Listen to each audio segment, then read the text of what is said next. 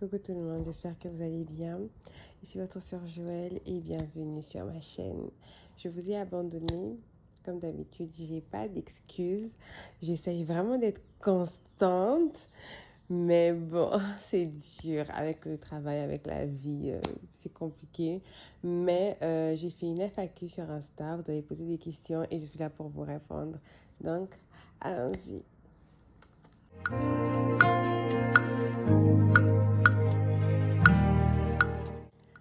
Je vais commencer d'abord par faire une réponse générale à tout le monde, à toutes les félicitations. Merci, j'ai reçu beaucoup d'amour, j'ai reçu beaucoup de messages.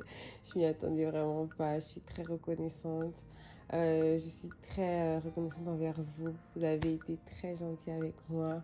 Donc merci à tous et je reçois tous vos souhaits de bonheur, tous vos vœux de bonheur. Je reçois toutes vos bénédictions et je vous aime. Vous m'avez posé énormément de questions sur notre relation, sur comment on s'est rencontrés, la story time des fiançailles. Vous m'avez demandé comment j'ai su que c'était le bon. Vous m'avez posé plein de questions sur ça. Mais je vous demande pardon et je me réserve le droit de ne pas répondre aux questions qui sont liées à mon couple pour le moment. Pourquoi? Et ça, c'est un conseil que je donne à tout le monde. Nous, c'est vrai, nous, on s'est exposé sur les réseaux sociaux.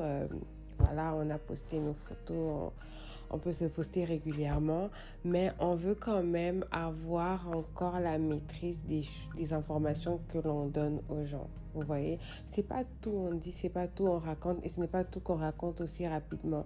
Il y a des choses qu'on finira par dire et des choses qu'on finira par vous raconter, qu'on finira par partager avec vous quand Dieu nous dira que c'est le bon moment pour nous de le faire. Parce que des fois, quand tu exposes un enfant trop tôt, que c'est pas le moment, l'enfant ne sait pas encore quoi faire. Et je dis pas qu'on est des enfants, notre relation est enfantine, c'est pas ce que je dis.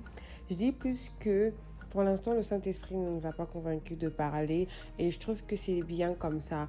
C'est parce que les gens confondent le fait de exposer son couple, exposer sa relation et exposer sa relation. Vous voyez ce que je veux dire? On est ensemble, les gens savent qu'on est ensemble. Je pense que ça se voit. Mais tout ce qui a un rapport avec notre couple, notre relation, on laisse entre les mains de Dieu. Et pour l'instant, c'est mieux comme ça. C'est pas à moi de commencer à vous donner des conseils de couple. Même si je me marie demain, j'aurai quoi, 1 an d'expérience de mariage. Attendez, quand j'aurai 20 ans d'expérience de mariage, je vais poser ma caméra pour commencer à vous donner des conseils.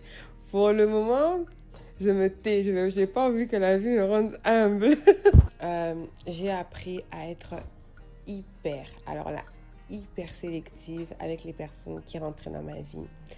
Il y a plus d'1 an, j'ai fait un podcast où je parlais d'amitié et je me rendais pas compte que pendant que je parlais, je me donnais à moi-même ce conseil-là, d'étager mes amitiés, les camarades, les copines, les amis, les collègues, les fans. Même ça, il fallait que j'apprenne à les étager parce que ce que moi, on me reprochait, ce que mes amis me reprochaient, ce que mon fiancé me reprochait, c'était que moi, dès que je rencontre une fille, dès que je rencontre quelqu'un avec qui j'ai un bon feeling, j'ai tellement tendance à m'attacher rapidement aux gens, à les faire entrer rapidement dans ma vie, dans mon cercle intime, que ce soit des personnes que j'ai rencontrées sur les réseaux, des amis en commun, etc., à l'église. J'avais tellement tendance à faire entrer tout le monde dans ma vie parce que je voulais tous les aimer, je voulais que tout le monde soit mon ami.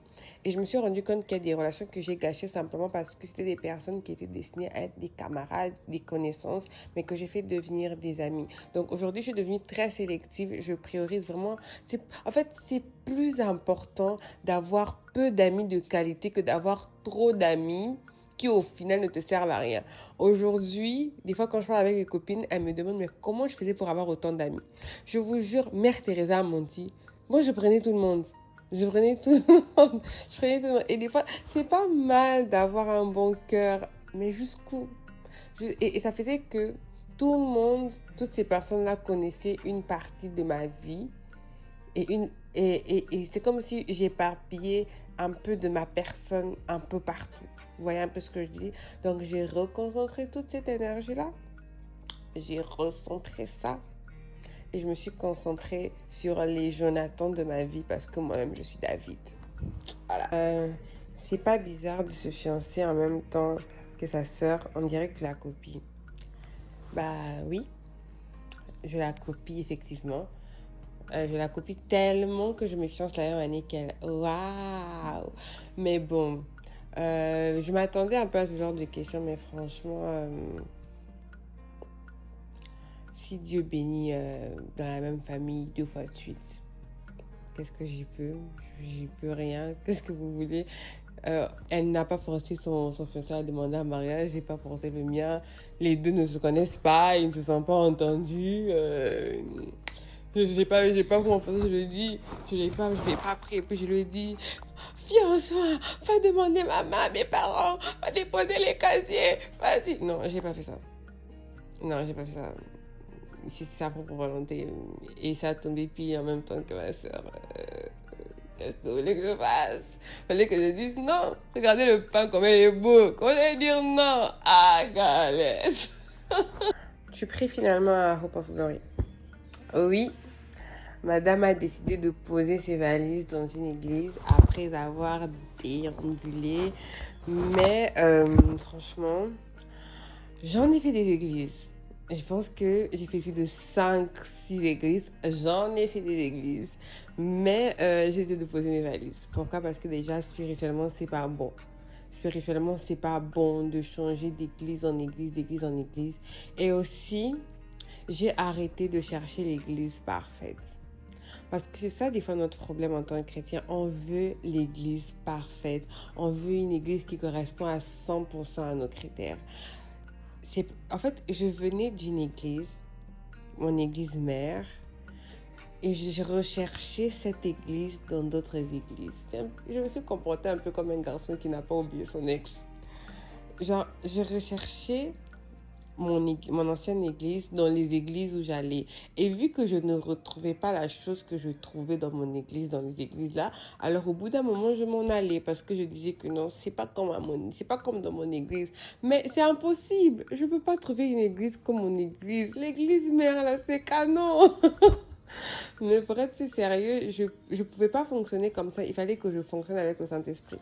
Alors j'avais appelé mon père spirituel, je lui ai dit voilà, il y a un Hope of Glory qui m'intéresse un peu, on me l'a un peu conseillé. Je vais aller pour tester. Donc j'ai commencé à aller 2-3 fois, j'y allais très rarement.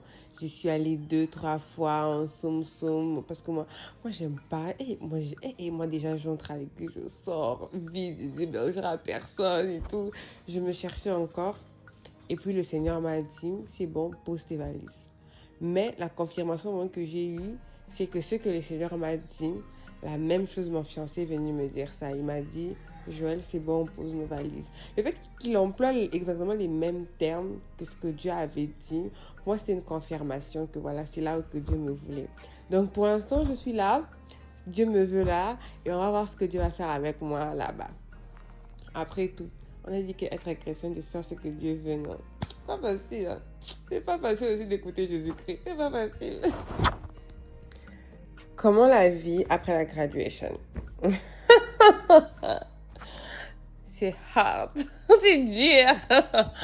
Ouais, et moi qui... En fait, j'étais tellement contente quand je graduais. Pourquoi vous m'avez pas prévenu que la vie d'adulte, c'est difficile? Non, mais c'est chaud. C'est pas comme l'école, je peux pas sécher le taf. C'est comme je séchais les cours. Je dois aller travailler tous les jours, du lundi au vendredi, 8h, 17h. Tous les jours.